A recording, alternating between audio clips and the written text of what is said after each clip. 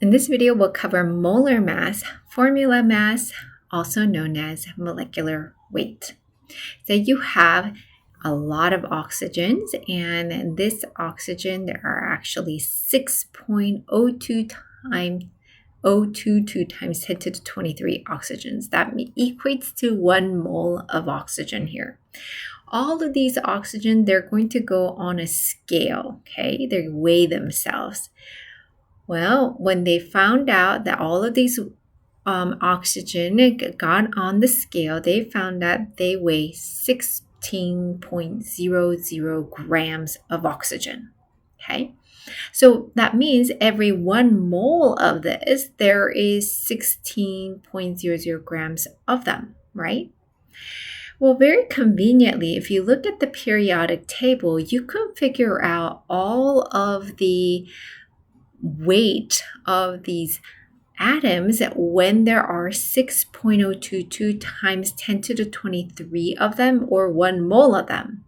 It's right underneath that symbol for oxygen. Underneath it says 16.00. That means that 1 mole of the oxygen, there's going to be 16.00 grams of it. 1 mole of sulfur, there's 32.07 grams of it, like that. So with this, I can show you that 1 mole of oxygen is equal to 16.00 grams of oxygen. With that in mind, we can come up with what is called the molar mass, formula mass, also known as molecular weight. It is the mass, the weight of it, of 1 mole of a substance, and the unit is in grams per mole, or grams on top over 1 mole. So let's say if I were to ask you, what is the molar mass for beryllium, Be? Mass for beryllium is 9.01 grams per mole. So for beryllium is 9.01 grams for every 1 mole. And this is referring to for beryllium. So I'm going to write beryllium for both. What about silicon? 28.09 grams of silicon for every 1 mole of silicon. It means that, hey, if I were to have 6.022 times 10 to the 23rd silicon going on a scale, then it's going to weigh 28.09. What about for water, though? If I have 1 mole of water, then how much will it weigh? Well, the water consists of both oxygen and 2 hydrogens. And here's how you go about molar mass for this. So we're going to show there's 1 oxygen, and for hydrogen, there's 2 of them, since there's a subscript 2.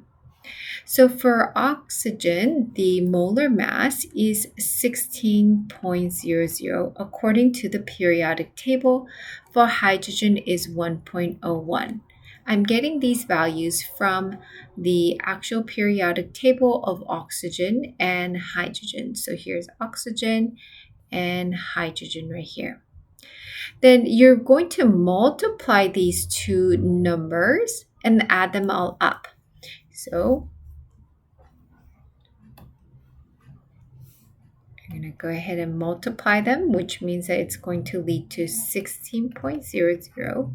This one's going to be led to 2.02.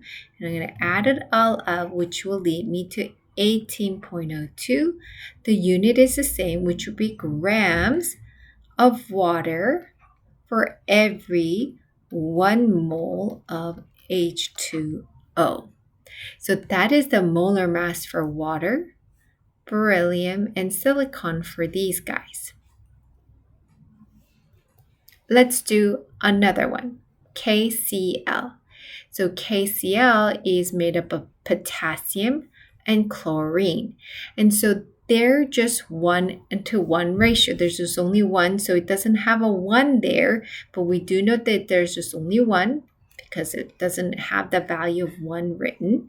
Now K is 39.10 grams per mole, right? It says 39.1. For chlorine, it's 35.45.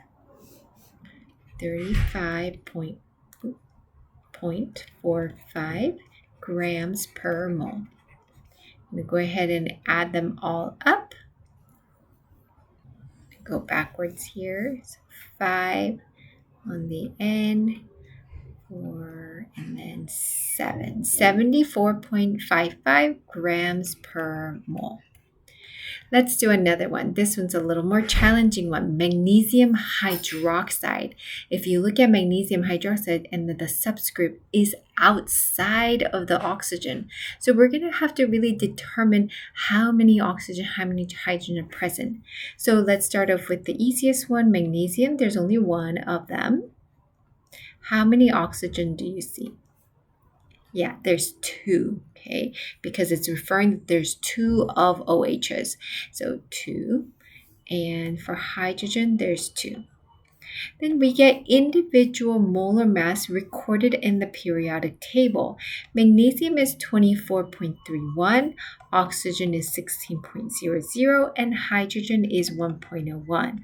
You're going to multiply all of these guys up.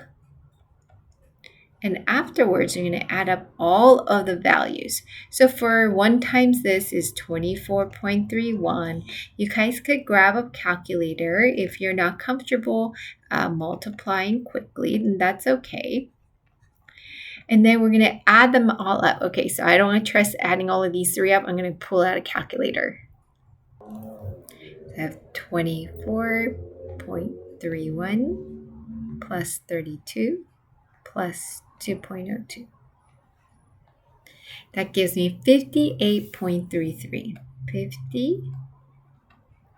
50.33 grams per mole. So you're going to try to give the molar mass for each of the element or compound here and come back and check the key. And here is the key. In the next learning check, it says, for the compound of aluminum sulfide, how many of each atoms are there? So a little more challenging, right? So aluminum here, it's outside of the parentheses and it's associated with 2. So we can automatically say there's 2 aluminum. How about sulfur? Sulfur, okay, there's 1 in here, but because there's 3 outside, we're going to multiply that 1 with 3. So there's 3 sulfur. What about for oxygen? So here's 3 in here and 3 out here. I'm going to multiply 3 times 3, and that will give me 9. So these are the amount of how many each atoms these have. So now we can find the molar mass of this, okay, by multiplying these values with the individual atom molar mass. So try the molar mass of this one and come back and check the key. And here is the key.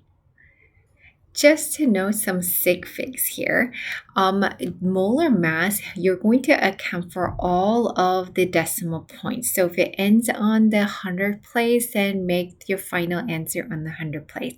The sig fig rule really doesn't apply here because it really depends on the periodic table that you're using, and also it is considered to be an infinitely many sig fig for these since it's coming from a unit conversion perspective.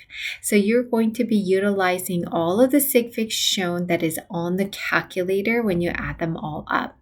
Also, one thing to note, the moles is always 1. You can't put a 2 mole here, then that means you need to change that top value too. So it's based on per mole.